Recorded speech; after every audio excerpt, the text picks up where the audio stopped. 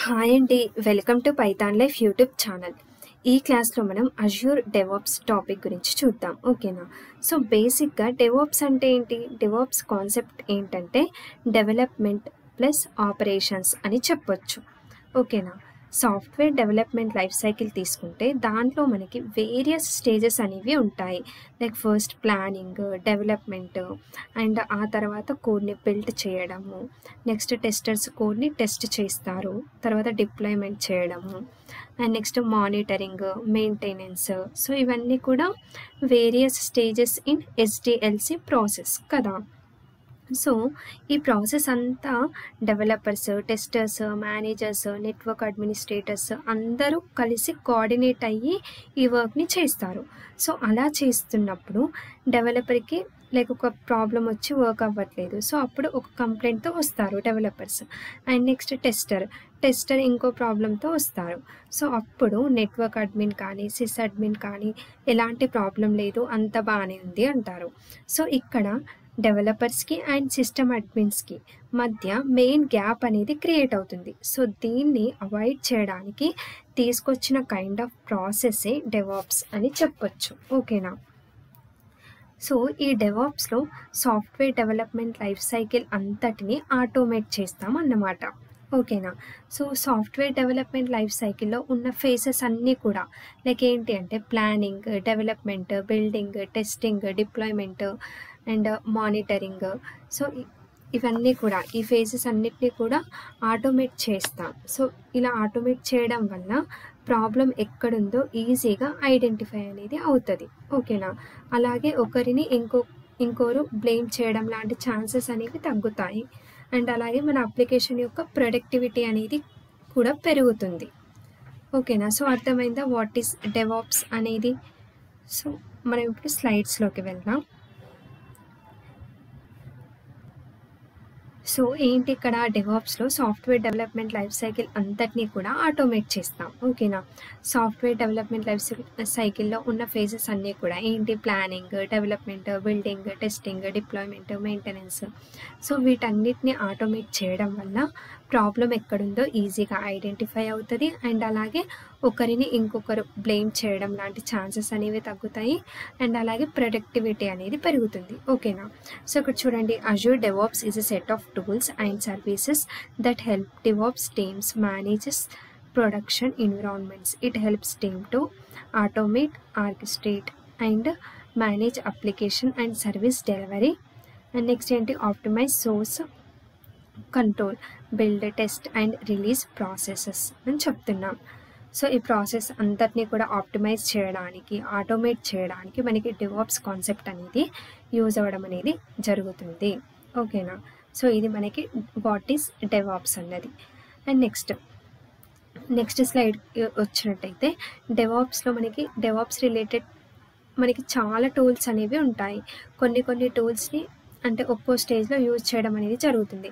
Like ప్లానింగ్లో కొన్ని tools, డెవలప్మెంట్లో కొన్ని టూల్స్, అండ్ కోడ్ని టెస్ట్ చేయడానికి కొన్ని టూల్స్. సో ఇలా డిఫరెంట్ టూల్స్ని మనం యూజ్ చేయడం అనేది జరుగుతుంది.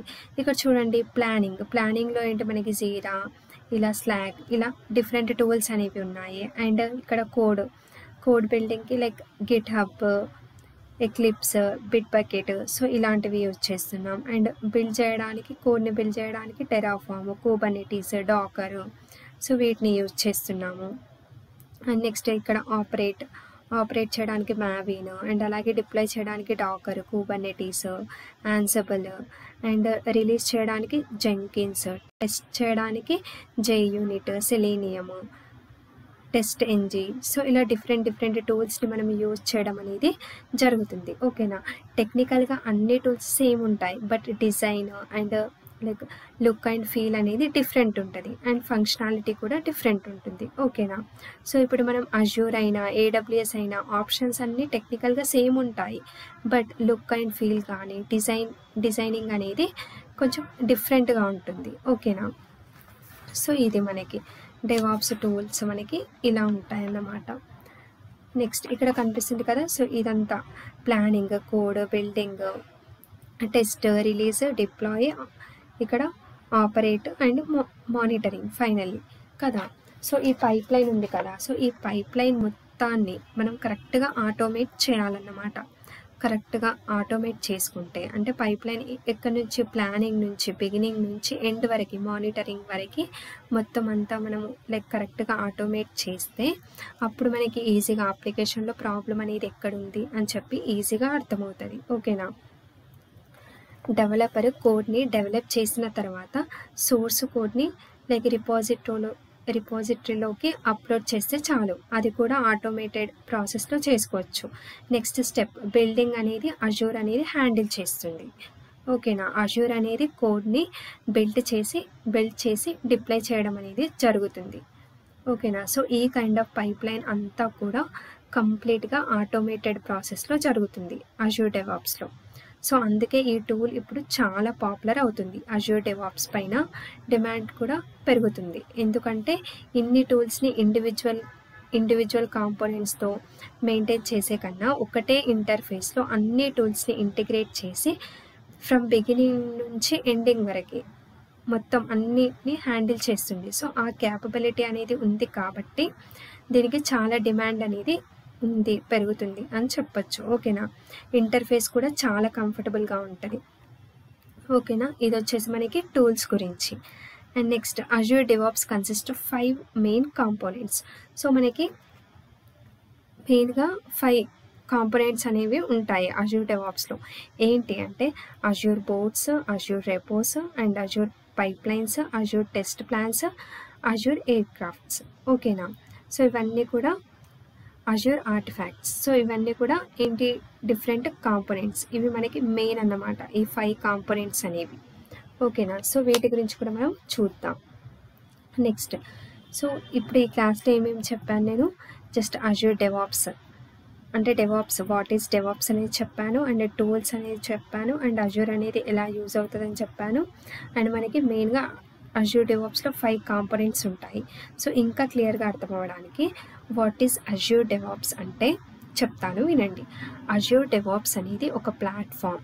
ఇక్కడ చూడండి, అజూర్ డెవాప్స్ అనేది ఒక ప్లాట్ఫామ్ మైక్రోసాఫ్ట్ వాళ్ళ చేత డెవలప్ చేయబడింది. ఈ ప్లాట్ఫామ్ అనేది కలెక్షన్ ఆఫ్ సర్వీసెస్ అని చెప్పొచ్చు. ఓకేనా. ఈ ప్లాట్ఫామ్ని అండ్ సర్వీసెస్ని యూజ్ చేసి సాఫ్ట్వేర్ డెవలప్మెంట్ లైఫ్ సైకిల్ని ఆటోమేట్ చేస్తాం. ఓకేనా.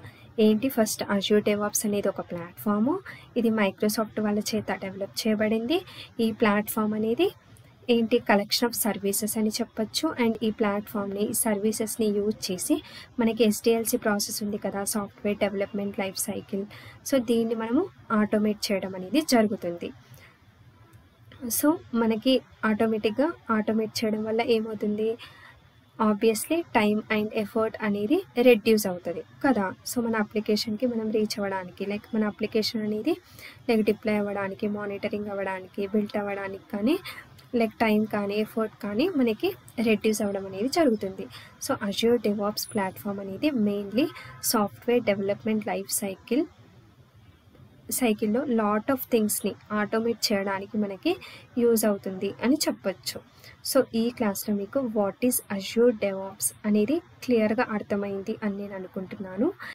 ఈ మొత్తం ప్రాసెస్లో యూజ్ చేసే టూల్స్ అన్నిటినీ ఒకే ఇంటర్ఫేస్ నుంచి మేనేజ్ చేయగలుగుతాం. సో అందుకే అజూర్ డెవాప్స్ అనేది యూజ్ చేస్తాం. ఓకేనా.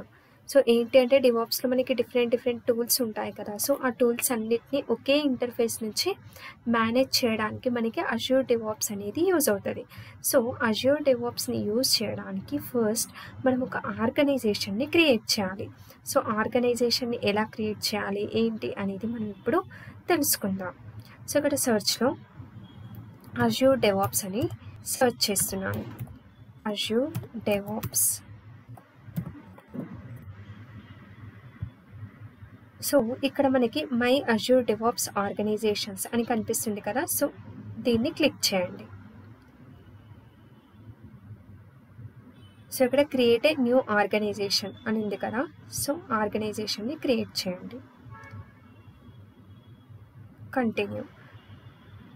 సో ఇక్కడ మనకేంటి name of your Azure DevOps organization యొక్క నేమ్ అడుగుతుంది. సో ఇక్కడ నేమ్ వచ్చేసి నేను 2000 అని పెడుతున్నా.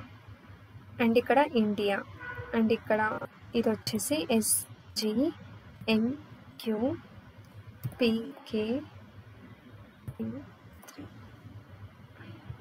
Continue.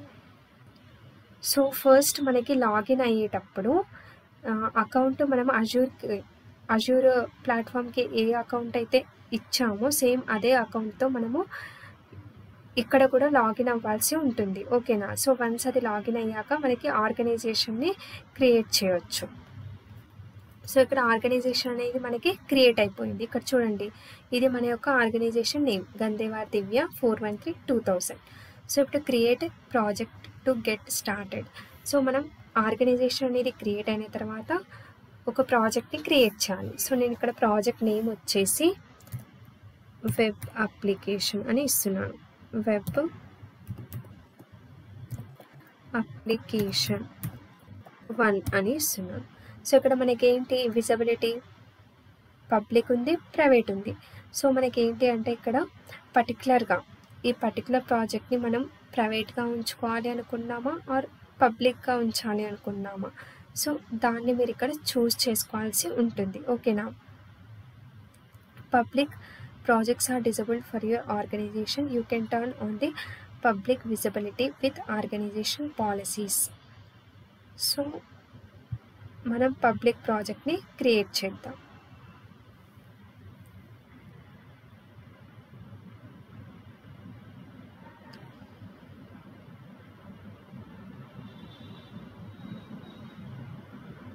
Hello public projects. So back. So ఇక్కడ ప్రాజెక్ట్ నేమ్ ఏంటి, వెబ్ అప్లికేషన్స్. వెబ్ అప్లికేషన్ 1 కదా. సో వెబ్ అప్లికేషన్ 1 ప్రాజెక్ట్ యొక్క నేమ్. అండ్ ఇక్కడ నేను పబ్లిక్, సో ఈ పర్టికులర్ ప్రాజెక్ట్కి నేను పబ్లిక్ని చూస్ చేసుకుంటున్నాను. విజిబిలిటీ వచ్చేసి అంటే పబ్లిక్ అంటే ఏంటి, anyone on the internet can view the project. Certain features like TFVC are not supported అని చెప్తుంది. అంటే ఇంటర్నెట్ నుంచి ఎవరైనా ఈ అప్లికేషన్ని యాక్సెస్ చేసుకోవచ్చు అని. సో నెక్స్ట్ ఏంటి, ఇక్కడ క్రియేట్ ఏ ప్రాజెక్ట్ పైన క్లిక్ చేయండి.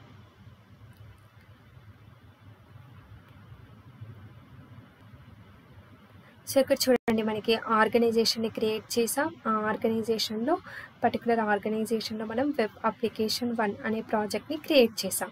సో ఈ ప్రాజెక్ట్ని క్రియేట్ చేసాం కదా. సో మనకి ఇక్కడ లెఫ్ట్ సైడ్ చూసుకున్నట్టయితే మనకి 5 డిఫరెంట్ కాంపోనెంట్స్ ఉంటాయని చెప్పాను కదా. Azure Boards, Repos, Pipelines, Test Plans and అలాగే ఆర్టిఫాక్ట్స్. సో ఇవి ఏంటి 5 డిఫరెంట్ కాంపోనెంట్స్. సో ఇవి మనకి చాలా ఇంపార్టెంట్.